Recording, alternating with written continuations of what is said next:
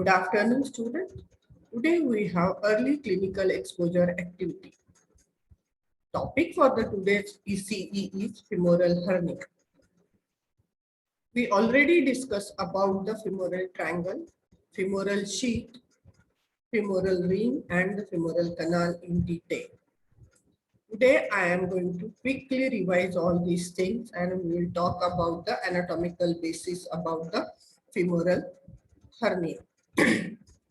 Then surgery lecturer will talk about the clinical aspect of the femoral hernia with you.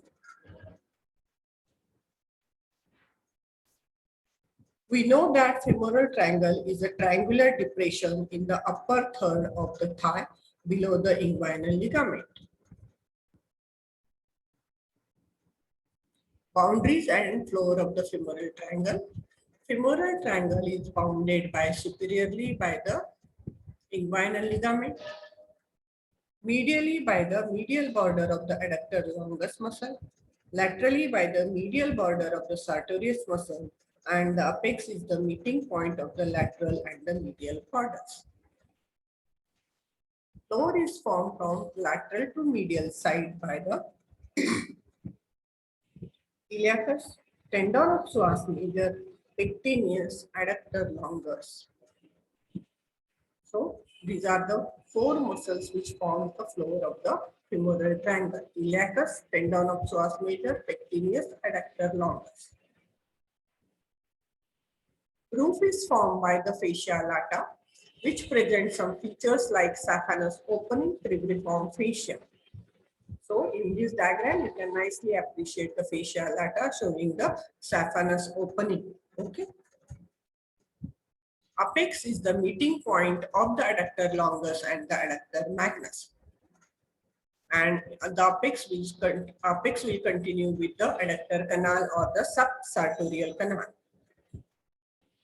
Content of the femoral triangle are femoral nerve and its branches, femoral artery and its branches, femoral vein and its tributaries, deep inguinal group of lymph nodes, part of lateral femoral cutaneous nerve of thigh, femoral branch of the genital femoral nerve, femoral sheath, and some fibrous fatty tissue. So these are the 8 contents of the femoral triangle. Femoral sheath. It is an oval funnel-shaped fascial tube which encloses the proximal part of the femoral vessels, which lie inferior to the inguinal ligament. Lateral wall of the femoral sheath is straight. Here is the lateral wall of the femoral sheath, which is straight. Medial wall is sloping and the base is directed upward. Apex merges with the tunica adventitia of the femoral vessel. Now you know what is tunica adventitia. Formation of the femoral sheath. Anteriorly, it is formed by the fascia transversalis here, and posteriorly by the fascia iliaca, which covers the iliacus muscle. Its presence allows the femoral artery and the femoral vein to glide in and out deep to the inguinal ligament during the movement of the hip joint. Compartment of the femoral sheath. The interior of the femoral sheath is subdivided by 2 vertical septa into 3 compartments: lateral compartment, intermediate compartment, and the medial compartment. Lateral compartment contains the femoral artery, intermediate compartment contains the femoral vein, and the medial compartment is known as the femoral sheath. Okay, and which contains 1 lymph node, that is the lymph node of Cloquet. So the femoral sheath is divided into 3 compartments by the 2 vertical septa into 3 compartments: lateral compartment, which contains the femoral artery, middle compartment or the intermediate compartment, which contains the femoral vein, and the medial compartment, which is known as the femoral canal. So in this diagram also you can nicely appreciate the femoral sheath along with its compartments. Okay. Femoral canal. It is the medial compartment of the femoral sheath It is a short facial tube which is reduced rapidly in the width from above downwards. Here you can nicely appreciate it is reducing. It is closed inferiorly by the fusion of its wall.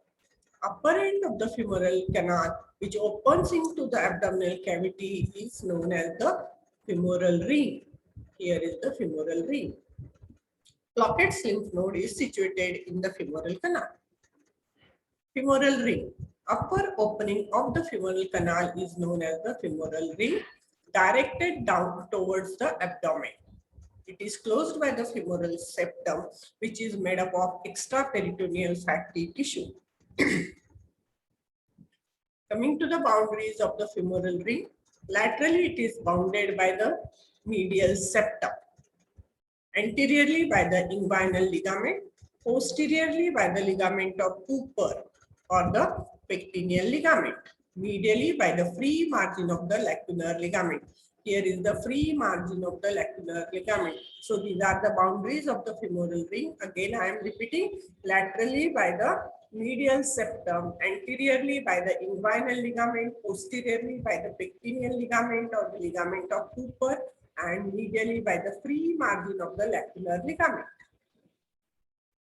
Coming to the clinical anatomy, femoral ring is a weak area in the lower part of the anterior abdominal wall. Femoral hernia occurs when abdominal viscera or omentum passes through the femoral ring and into the potential space of femoral canal. Femoral hernia accounts for 5% of abdominal hernia and are more common in women than the men. It is 3 times more common in the females. Risk factors are sex. Both sexes can develop a femoral hernia, but they occur more often in females. This is because of the female pelvis is wider and because of the pregnancy, which increases the intra-abdominal pressure and makes the anterior abdominal wall muscles weak. Age, it is more common in adults than the children. Also, if there is family history, then they are more prone to the femoral hernia. Femoral hernia is present as a globular swelling in the groin. Here you can appreciate the globular swelling. Here you can appreciate the globular swelling which is present in the groin. It is located inferolateral to the pubic tubercle. Path of the femoral hernia is first downwards, then anterior, and then upward. Femoral hernia is very prone to complications, required urgent surgical intervention because of the concave margin of the lacunar ligament. Femoral hernia is more prone to complications requiring urgent surgical intervention because of the concave margin of the lacunar ligament, and the second one is very small space is there. So here you can see the femoral hernia, okay, which lies inferior and lateral to the pubic tubercle.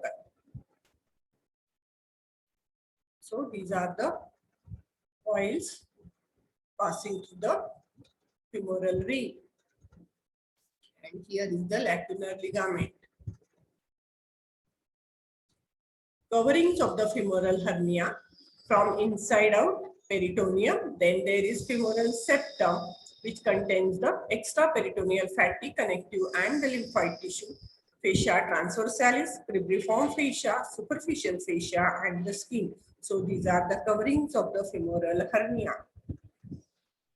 Coming to the differential diagnosis of the femoral hernia, first you have to differentiate it between the inguinal hernia and the femoral hernia. Femoral hernia lies below and lateral to the pubic tubercle. Here is the pubic tubercle, and when you see the sac below and lateral to the pubic tubercle, then it must be the femoral hernia. And when you see the swelling on the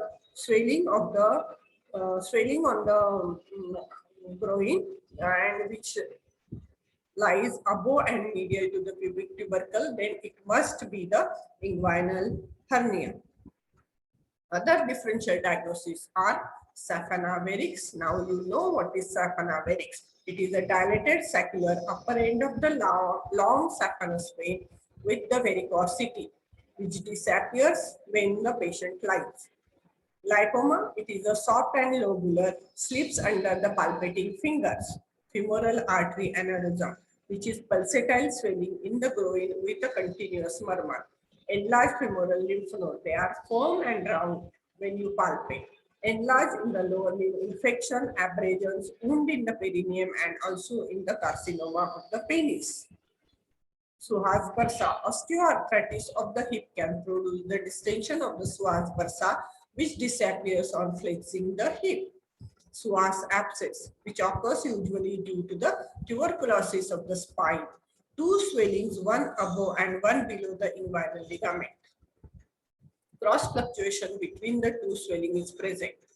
Tenderness on the spine, and the X-ray of the spine shows the tuberculosis of the spine. So this is now coming to the differences between the inguinal and the femoral hernia. Femoral hernia is more common in the female as compared to the inguinal hernia. It passes through the femoral canal, while the inguinal hernia passes through the inguinal canal. Neck of the sac is below and lateral to the pubic tubercle. That about the inguinal hernia is above and medial to the pubic tubercle. Reducibility, not able to reduce completely, but inguinal hernia is reducible completely. Strangulation is more common in the femoral hernia as compared to the inguinal hernia. Cuff on impulse. Cuff impulse is present in the inguinal hernia and it is absent in the femoral hernia. Surgery is compulsory for the femoral hernia. It may be treated or you can wait and watch for the surgery in the inguinal hernia. Sac mainly contain the omentum in the femoral hernia, and in the inguinal hernia, sac mainly contain the body.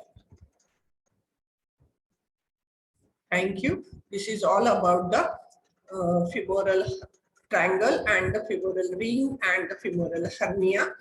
Now, the next session will be on the by the surgery lecturer on the clinical anatomy of the femoral hernia. Okay, thank you.